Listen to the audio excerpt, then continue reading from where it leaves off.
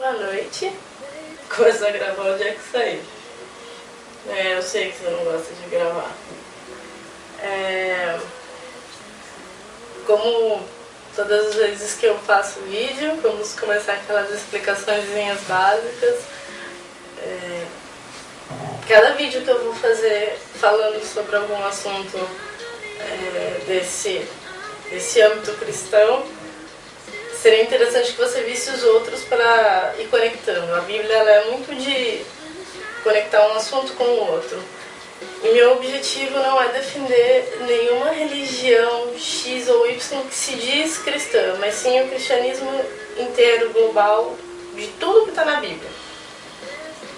Nada extra isso. Mas a gente tem que, às vezes, buscar dentro da história a explicação do porquê as coisas chegaram onde estão e o porquê as pessoas e a cultura na época que a Bíblia foi escrita era diferente do que hoje se diz. Então às vezes eu vou ter que dar umas puxadas históricas, mas nada muito profundo, porque também não é minha área, né?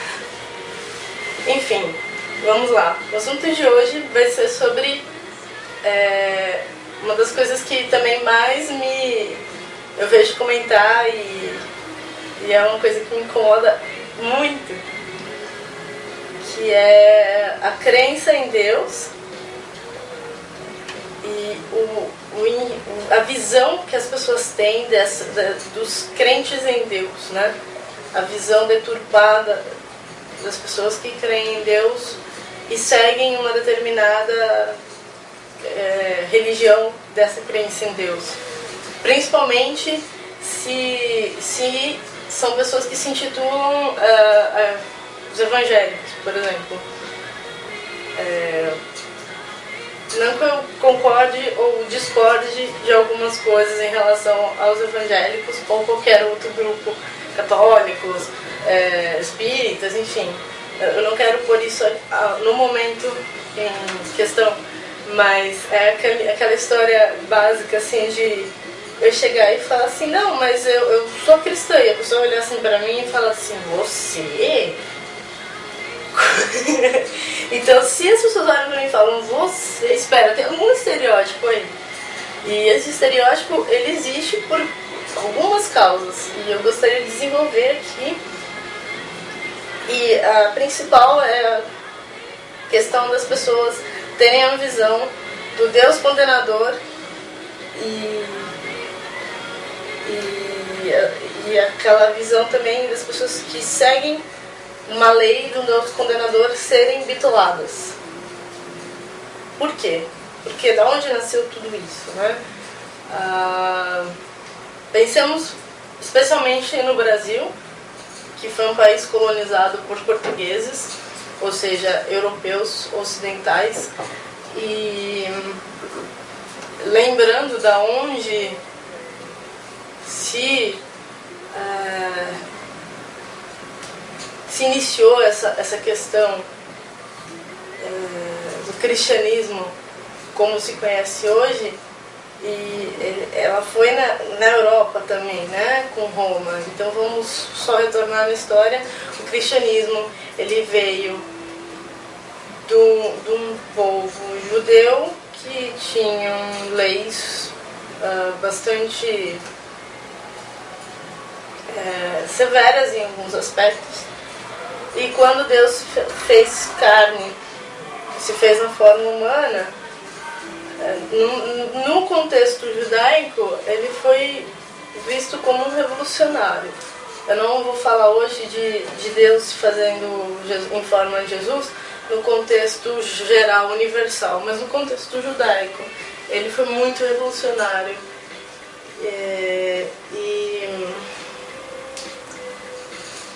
E ele criou uma forma nova, ou resgatou de outros, uma forma racional de se enxergar o mundo, uma forma de amor, de se enxergar o mundo, e não uma forma de leis, simplesmente por segui-las.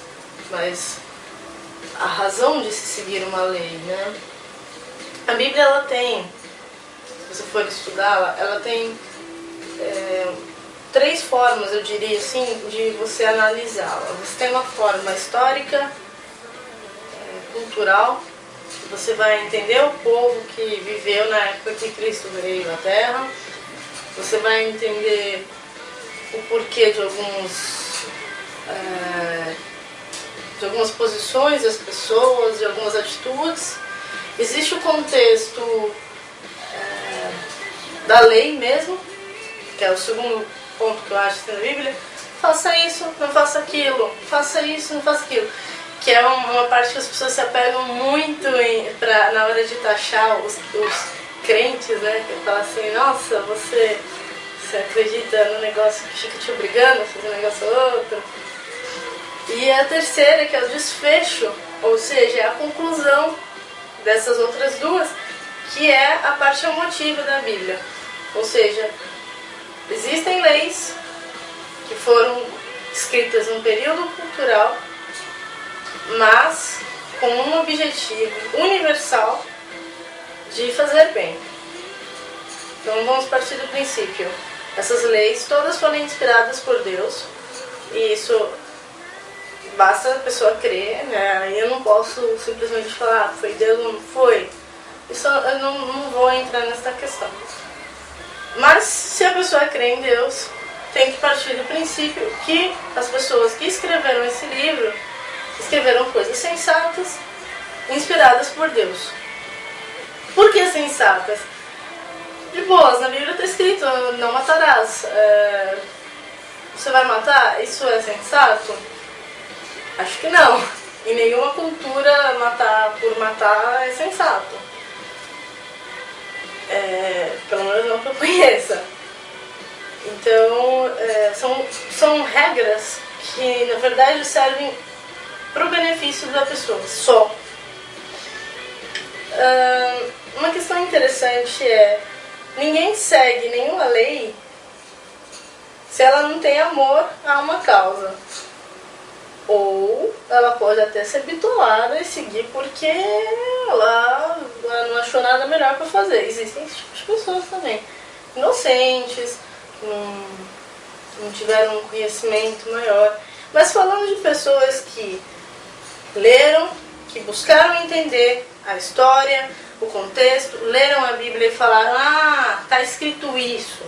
Dentro dessas pessoas, por que elas seguem então essas leis? Por que elas se movem tanto a segui-las? Porque elas amam a causa dessas leis. Vou dar um exemplo. Os kamikazes, os japoneses. Por que eles se inscreviam, os jovens se inscreviam para ser kamikazes? Porque eles acreditavam que aquilo ia ser um bem maior. Então todos que seguem uma lei e têm conhecimento da origem dessa lei, eu posso me considerar uma delas, que buscam entender a cada dia como as coisas funcionaram para que existissem essas leis, eles só têm uma causa, é amor a essas leis. E quando você tem amor, seguir esse padrão de vida não passa a ser um peso, e sim um prazer. Ninguém me manda fazer isso, eu escolho fazer isso. Então, por favor, parem de achar que eu falo por mim porque isso acontece comigo. Assim, as pessoas que se dizem crentes, odeio essa palavra porque virou um estereótipo, né? Elas não são necessariamente bitoladas e falaram pra ela que aquilo era legal e elas simplesmente começaram a crer.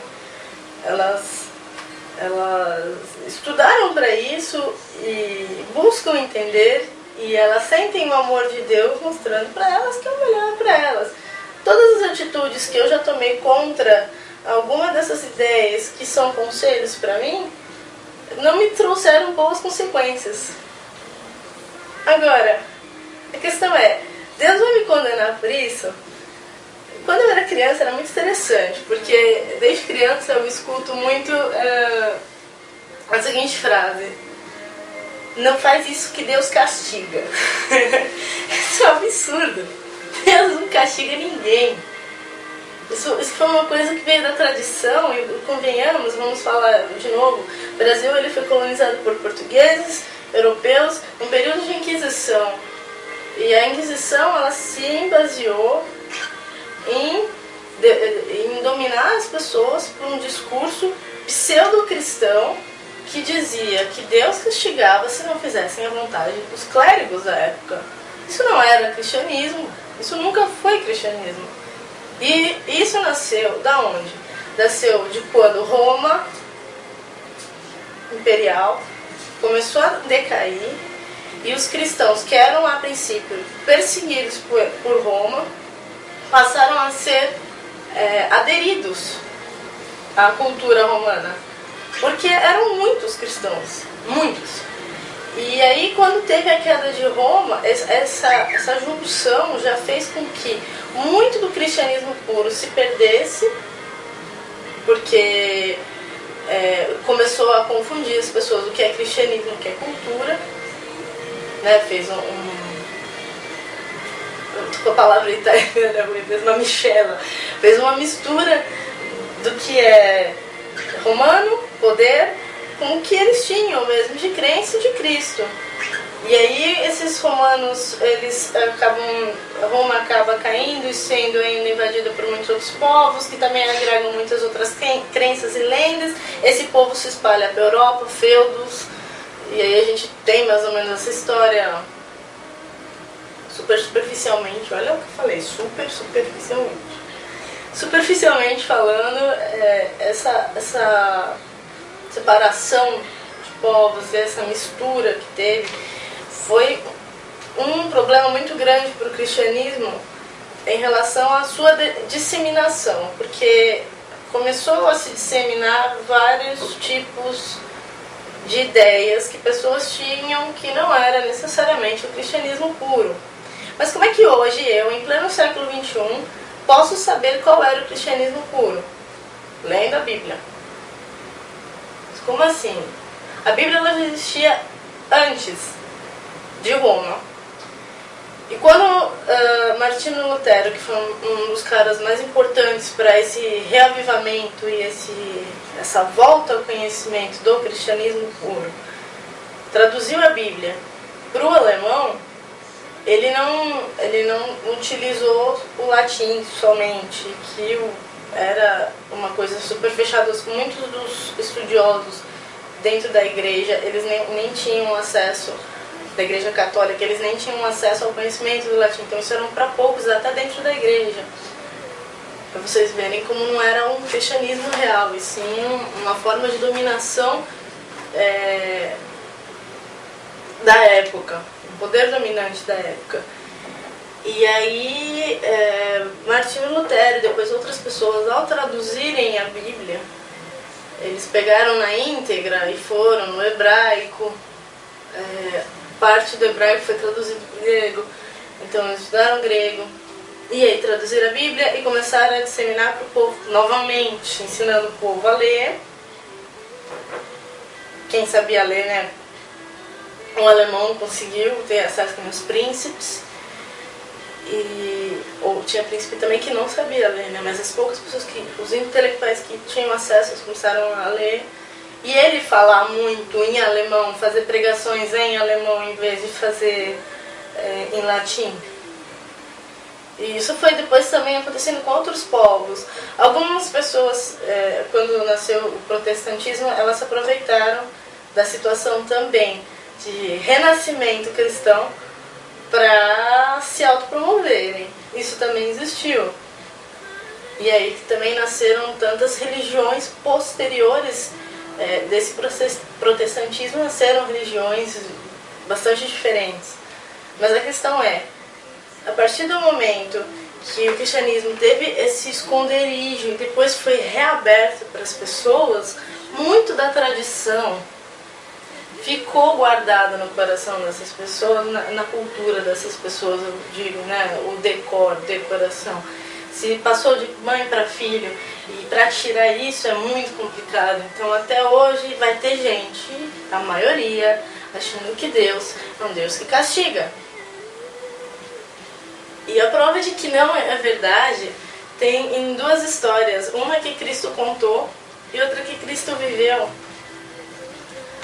E a primeira que eu vou contar muito rapidamente, ela é muito conhecida essa história, está em Lucas capítulo 15, versos de 11 a 32. Vou até marcar esse outro verso. Que é a história do filho pródigo. Lucas 15, versos 11 a 32. Que é o quê? É aquele tipo de... É a história... Eu não vou ler aqui porque vai demorar muito. Mas é aquele tipo de... É a história para as pessoas que sabem que tipo de conduta devem tomar, mas elas querem... Elas acham que elas estão sendo presas. E aí elas resolvem tomar atitudes contrárias. É mais ou menos o adolescente, assim. Desculpa, não é todo adolescente assim, mas é tipo do adolescente questionar, né? Tipo, por que eu tenho que fazer isso e não fazer aquilo, né? Então, também chegam pra mim, por que você é tão certinha, né? Porque eu vejo isso como uma melhor pra mim.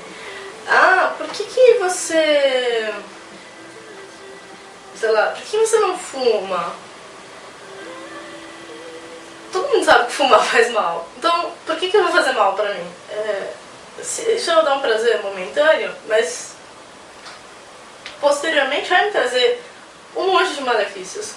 Então, as regras bíblicas, elas são mais ou menos isso. Mas ele... Bom, Deus não vai te condenar e vamos continuar aqui na história para não perder o foco. A história é o seguinte. Tinha um pai com 2 filhos. O filho mais novo chegou pro pai e falou, quero minha parte da herança. Só que o pai não tinha morrido. Então vamos raciocinar numa visão judaica.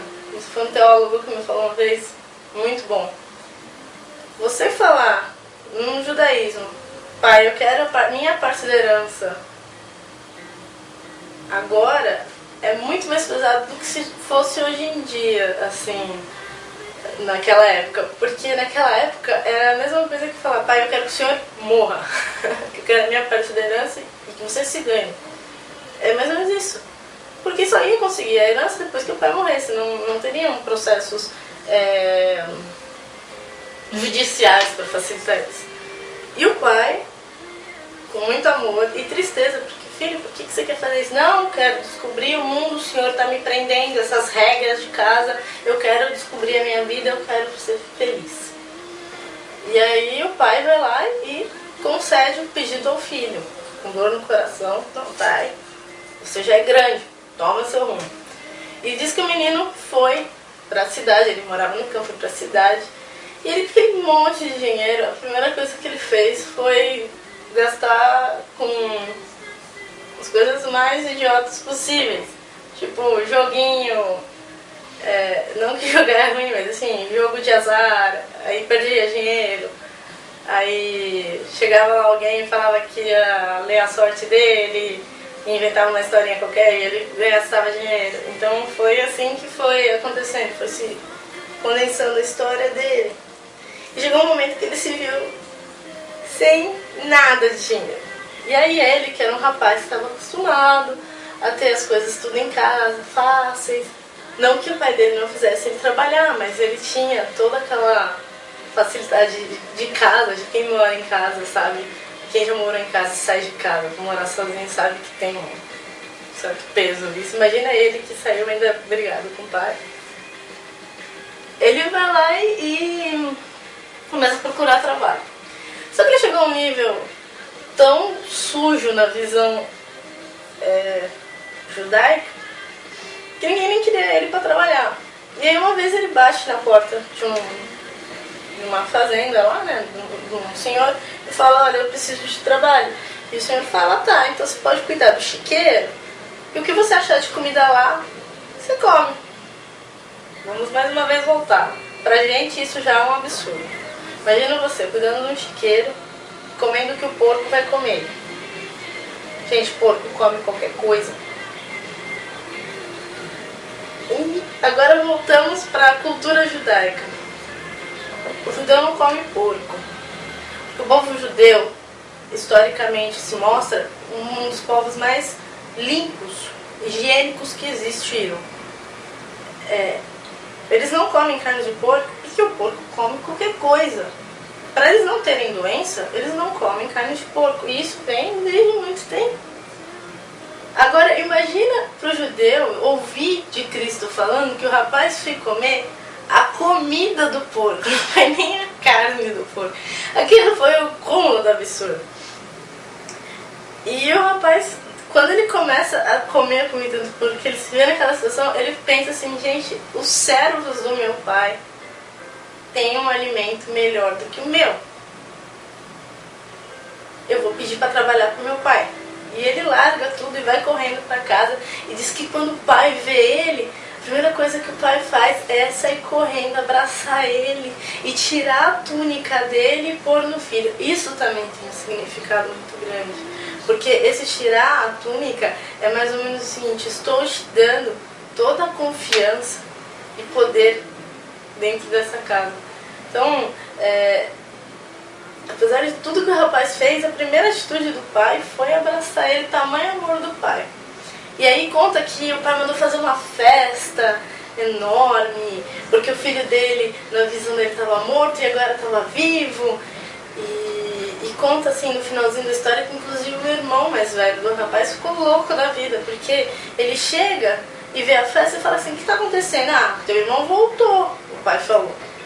E ele ficou com muita raiva e falou: pai, eu trabalhei todos esses anos e fui fiel a você, você nunca me deu nenhuma festa desse tamanho. Olha o que você está fazendo com meu irmão, que quis que o senhor morresse.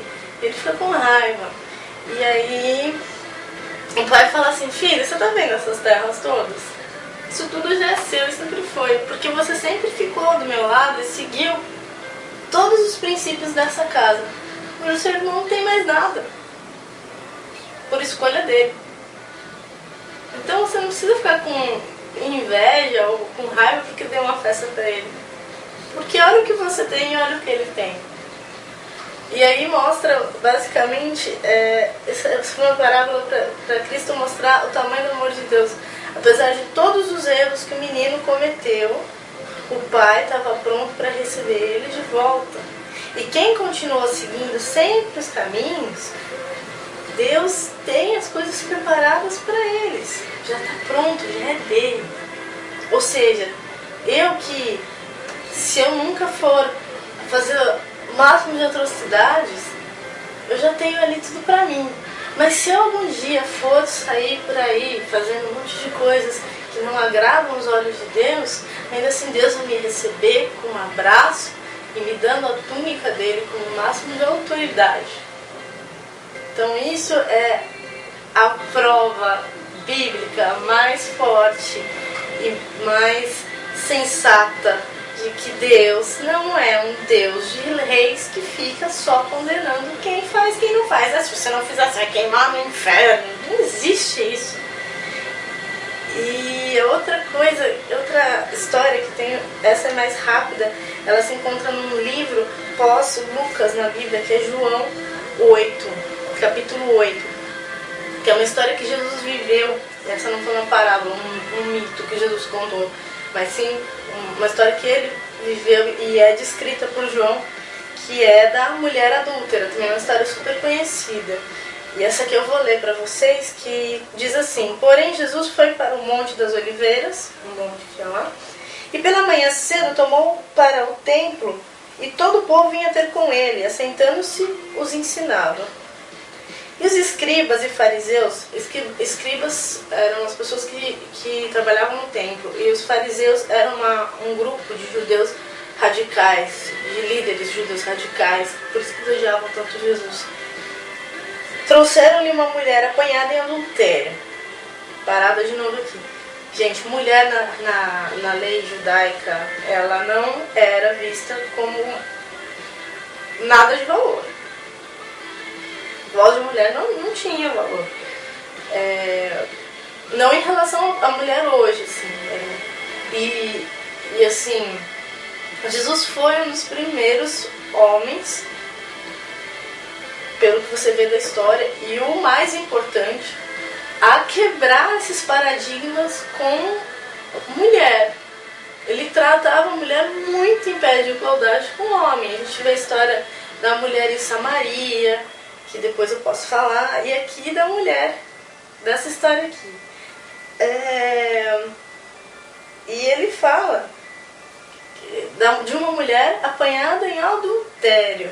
Adultério era um absurdo para o judeu. Pra gente hoje, sofrer um adultério, assim, tipo assim, o meu companheiro adulterar, já é muito pesado. Vocês imaginem numa época que não existia divórcio, como existe hoje, não existia aquela ideia de você pode escolher, a esposa pode escolher o rapaz, ela tinha que ficar com ele, então ela já era predestinada a ficar com o marido. Então é uma situação muito, muito crítica que está sendo contada, se você for ver análise cultural. E por que os fariseus levaram a mulher para Jesus?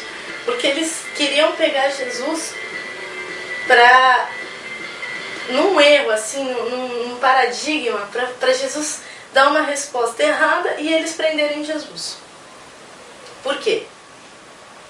Porque a lei judaica, que eles chamam de lei de Moisés, não os 10 mandamentos necessariamente, mas a lei toda judaica, a doutrina judaica, dizia que se uma mulher fosse pega em adultério, ela deveria ser apedrejada até a morte.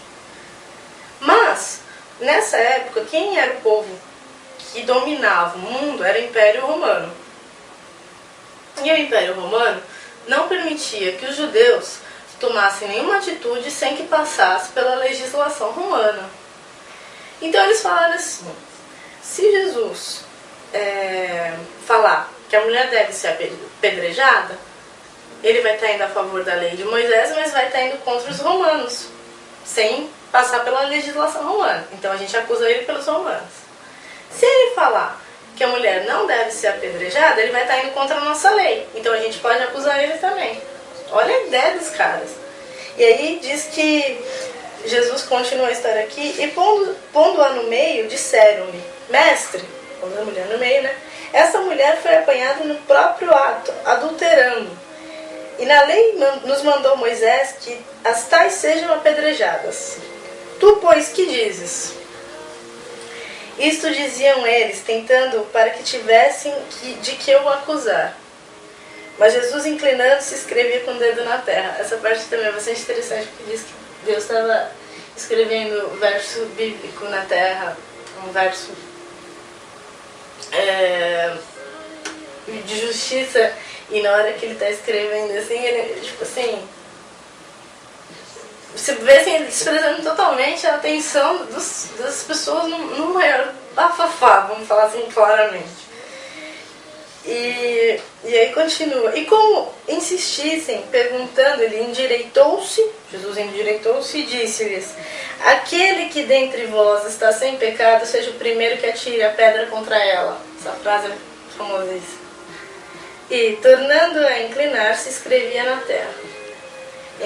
Quando ouviram isto, saíram um a um, a começar pelos mais velhos, até os últimos. Ficou só Jesus e a mulher que estava no meio.